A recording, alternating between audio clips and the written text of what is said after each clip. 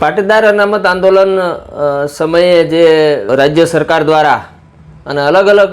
Police સ્ટેશનો દ્વારા જે કેસ થવામાં આવ્યા હતા તેમાં રાજદ્રોહના પણ કેસ હતા અને ઘણા બધા કેસો ધીમે ધીમે 2017 પછી પાછા ખેંચાણા. સરકાર દ્વારા પણ જાહેરાત કરવામાં આવી હતી કે આંદોલન સમયે જે કેસ થયા છે એ પાછા ખેંચવામાં આવશે. અમારા સામાજિક આગેવાનોની મહેનત, અમારી ધાર્મિક સંસ્થાઓ, સામાજિક સંસ્થાઓ અને રાજકીય આગેવાનોની મહેનતથી આજે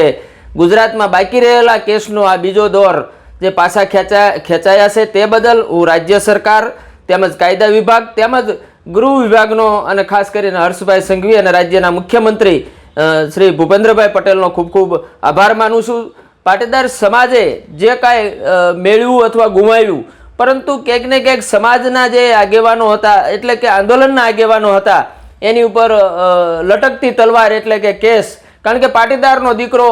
બને ત્યાં સુધી પોલીસ સ્ટેશન કે જેલની અંદર ક્યારે જતો નહોતો, પરંતુ પાટીદાર સમાજ માટે ગયો હતો અને પાટીદાર સમાજ માટે કેસ થયા હતા. અને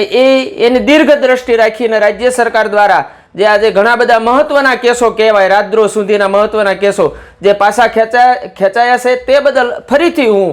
અમારી ધાર્મિક સંસ્થાઓ, સામાજિક આગેવાનો, સામાજિક સંસ્થાઓ, રાજકીય આગેવાનો, રાજ્ય સરકાર, કાયદા વિભાગ અને ખાસ કરીને ગૃહ વિભાગનો હું ખૂબ ખૂબ આભાર માનું છું.